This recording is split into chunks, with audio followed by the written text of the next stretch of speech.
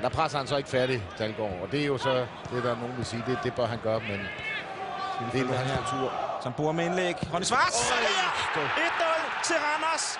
Og det her, det er måske forskellen mellem Superliga og Nordic Bet Liga. Men der er måde Mikkel Rask og Jakob Egeris derinde til at kigge efter den eneste mand. Mikkel Rask får ikke rigtig timet sit indgreb her, men har god tid, som bruger til at slå den. Og som sagt, Mikkel Rask her får ikke forhindret den i at nå frem til Ronny Schwartz.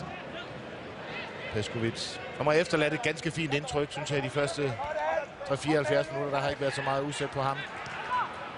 Dalgaard ud til Simon Nahl.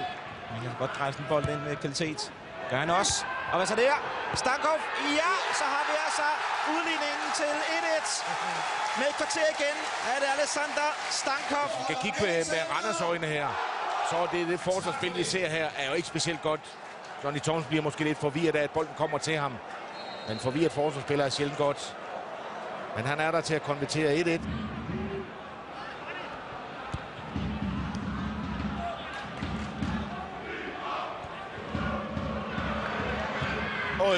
kan sætte afsted det der. Sådan. Ronny Schwartz. Nej.